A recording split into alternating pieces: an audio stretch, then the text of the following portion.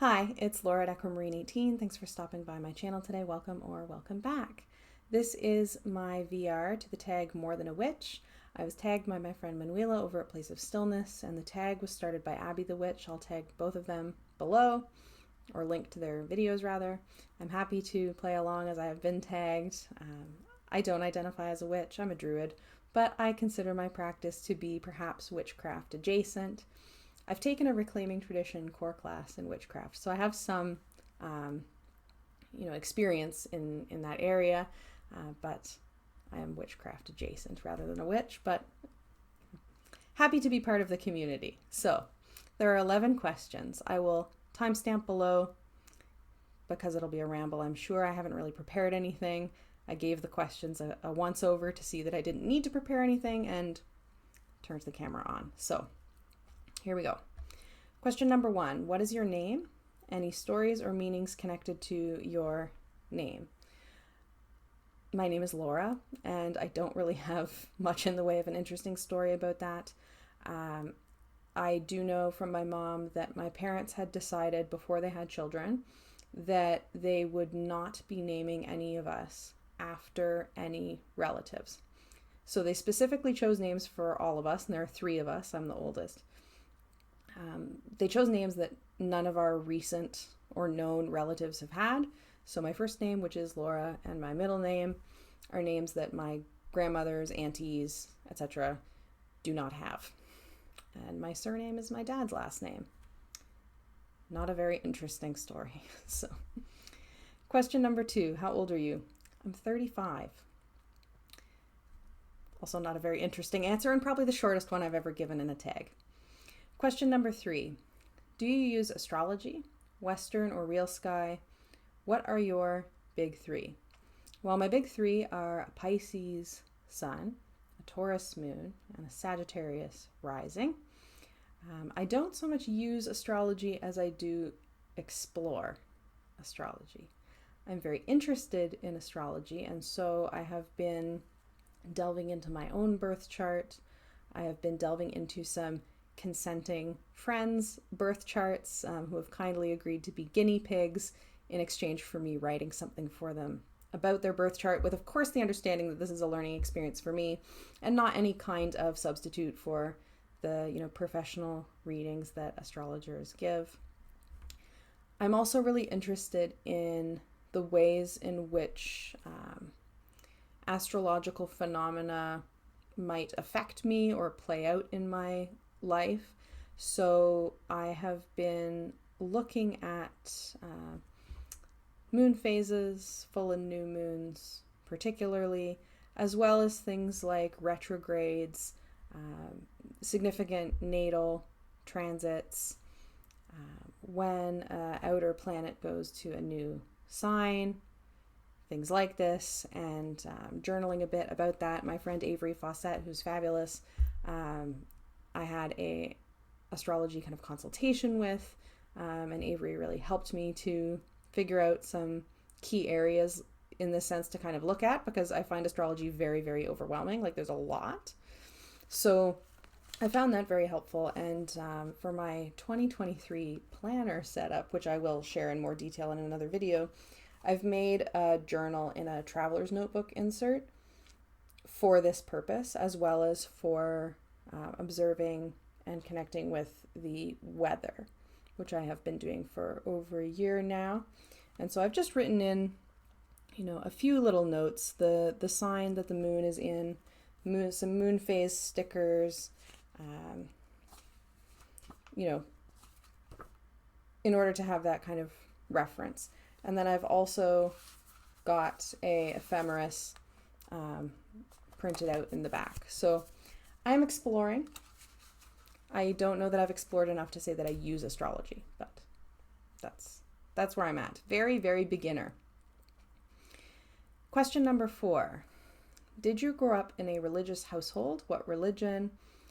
Did that influence your current spiritual path? I've talked about this a little bit in other contexts. I was raised Catholic. I grew up in a Catholic household, not a particularly strict or observant one in terms of my parents, but certainly my extended family on one side is more observant and more involved in Catholicism. My mom had to convert to Catholicism because of marrying my father in a Catholic church. It was a requirement at the time. I don't think it is now, but she had kind of the adult quickie conversion to be able to have the Catholic marriage. And I went to a public Catholic school from age 4 to 18. So most of my being raised or growing up in a religion was actually in a school context, more so than in my house. We did go to church mostly on holidays. We had brief periods of going much more regularly particularly when my father's mother was still alive. She passed when I was fairly young, like 10. But Catholicism is the framework of religion that I was raised in, I guess, if that makes sense to say.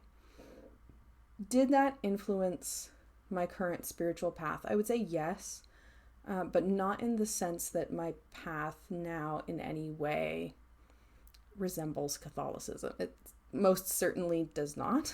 I would say that Catholicism influenced my path by traumatizing me at a young age and turning me off having any kind of spiritual path at all for much of my adult life so far. Going through Catholic education as a young queer person who's not male was not a very good experience. I knew from quite a young age that Catholicism was not the faith for me, was not the path for me. I rejected it, completely and entirely, and pushed very hard against any kind of expectation that I be involved with it in any kind of way. And most of that kind of pushing again was in school context. Like my parents were not and are not parents who would force religion on me in the home. But I was in that school system, and that involved, taking classes in Catholic religion and so on. And I was disruptive in the classroom, we'll say, to put it mildly and nicely.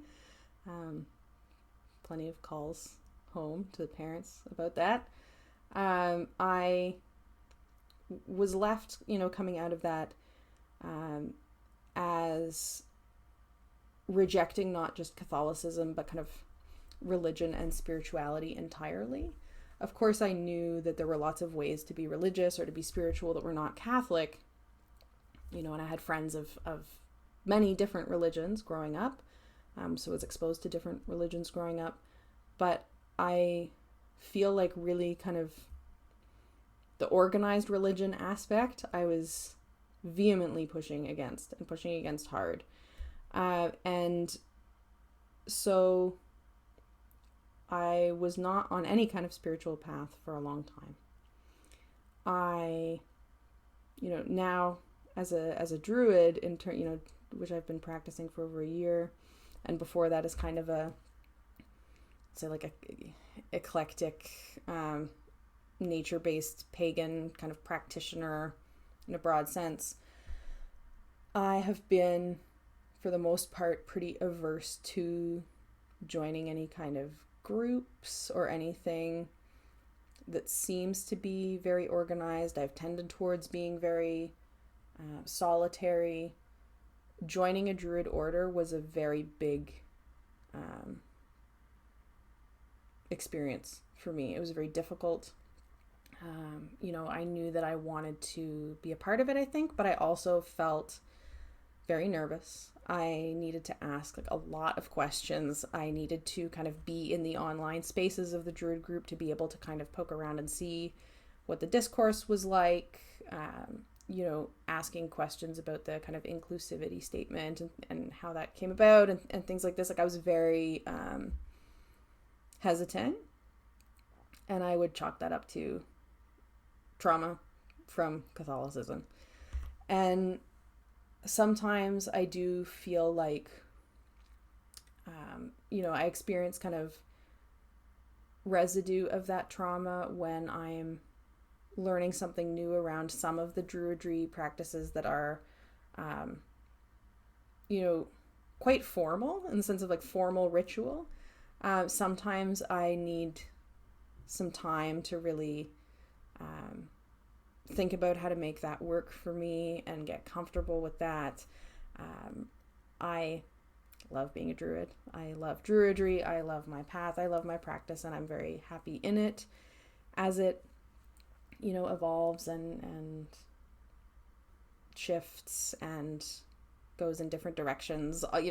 It's great. I love druidry and I love being a part of the group that I'm a part of, but definitely growing up in the way that I did in relationship to the Catholic Church has negatively affected me and has had impacts on my practice. Certainly nothing to do with my practice now looks remotely like that religion that I grew up in.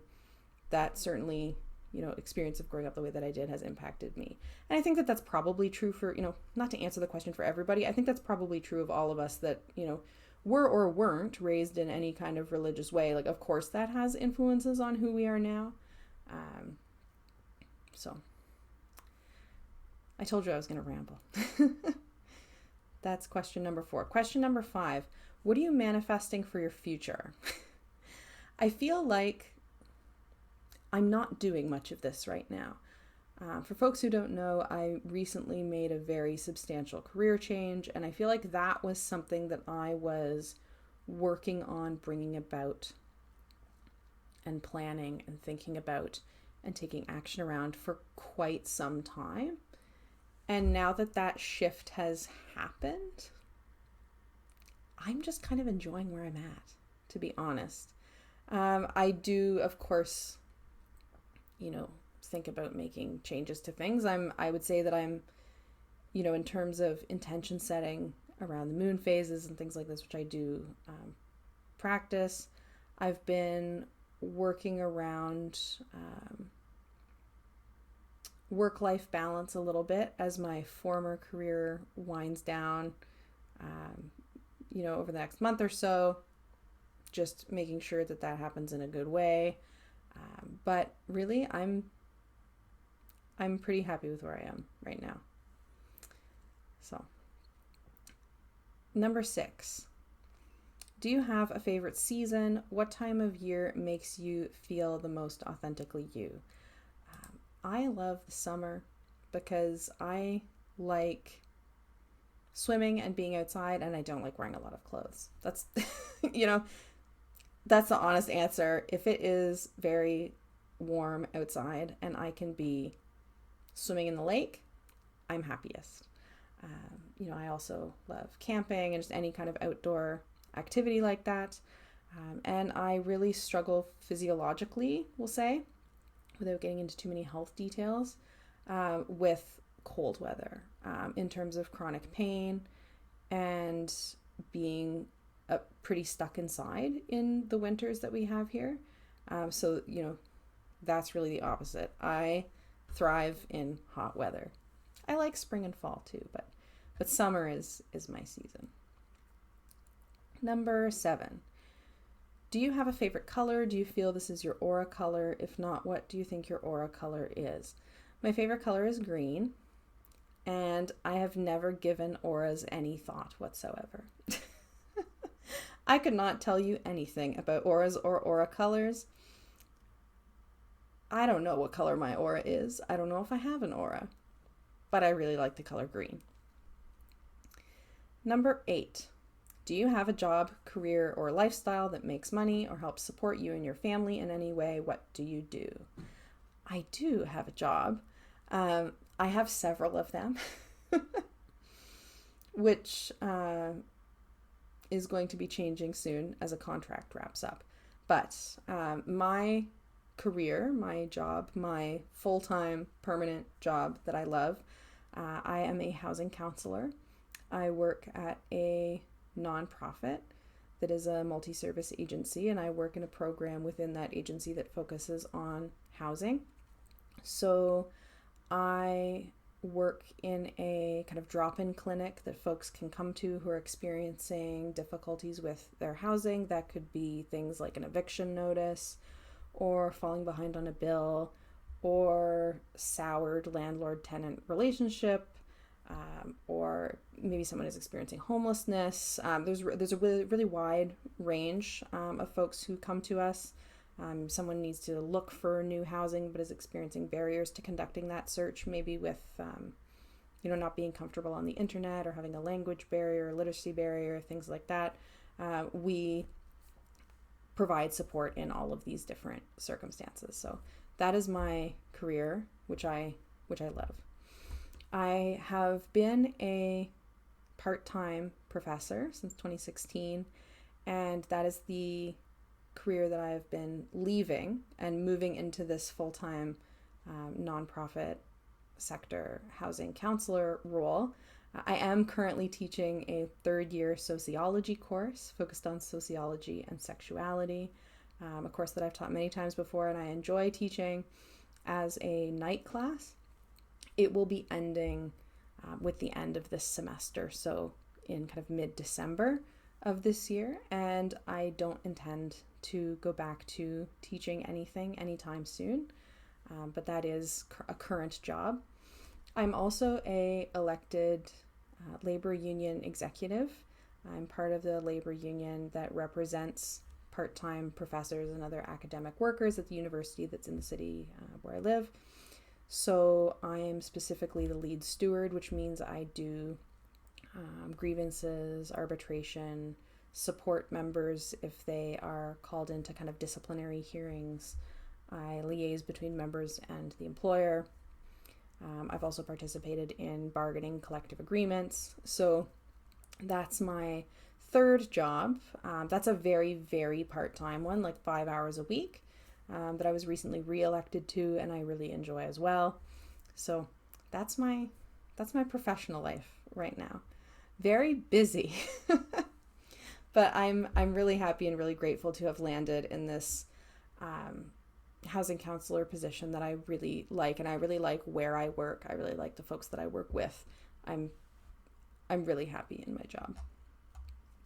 And I'm really excited for the class and the semester to end and not be teaching anymore, because it's a lot of work and too much work with the full-time job. So I'm really happy to have brought about this change. Question number 9. What are some things that make you unique and an individual? I feel like Heather's answer to this question is really the only answer, right? The thing that would make me unique and an individual is kind of the combination of things that make up me. I am unique and an individual because if you try to find someone identical to me, you won't. And in that, I am just like everyone else, equally unique and individual. Number 10, what advice would you give to your younger self? My younger self would probably not listen to my older self, if I'm honest. But I think the advice of remember that how other people treat you is not an indicator of your value or your worth is good advice. And certainly is advice that at certain points in my younger years I needed. Along with kind of, if someone shows you who they are, then believe them and don't stick around thinking they might actually be someone else. That's the advice that I would give. Finally, number 11, favorite interests, hobbies, or activities outside of witchcraft. We'll say outside of my Druid practice, just for the sake of making the question more relevant to me. Folks who watch my channel know that I love reading. I love reading fiction, science fiction and fantasy in particular, but a variety. I also like reading nonfiction, memoir, and historical books, all kinds of things. I read newspapers as well. I like swimming, which I mentioned, canoeing, hiking, camping, canoeing, outdoor adventures. I am happy to live in a region that there are a lot of beautiful lakes and beautiful trails and places to go to get outside. And so when the weather is amenable to that, I'm outside as much as humanly possible, really. I like gardening. We're planning on ripping out our front lawn and putting in a food garden in the front yard, which may or may not be a violation of a local bylaw. Don't really care. We're making our plans for our raised beds for next spring. I enjoy photography and nature photography in particular. I have made one deck based on nature photography, but mostly stock photography, not photos that I actually took. I aspire to make some decks with my own photography. I'm not quite there yet, but I do enjoy that. I would say that stationery is kind of a hobby. Fountain pens, inks. I am going to be trying my hand at calligraphy. I don't have very steady hands. I do have a bit of a shake. I'm not sure if I'll be able to be very good at it, but I'm going to enjoy trying. I really like setting up my day planner for the coming year. That's been a hobby for the last little while. I like just going out with friends. It's, obviously in the past couple of years really changed things. My household is vulnerable and cautious, so we're not really doing some of the things that we really like to be doing right now, but certainly, going to concerts, going to friends' houses to just hang out. Right now, that's mostly happening on back decks for everybody's comfort. Just going down to the pub and having a pint on the patio is great. I don't know that that's quite a hobby, but it's certainly a pastime. Just like things that are fun, right? Watching Star Trek over and over again, that's a hobby as well. So those are my hobbies and interests, and that's the end of the tag. I feel quite happy to be at 22 minutes for 11 questions. That's pretty good. So thank you so much for watching, and thank you to Manuela for tagging me. I've been enjoying other folks' VRs. I'll see you again soon. Have a good one.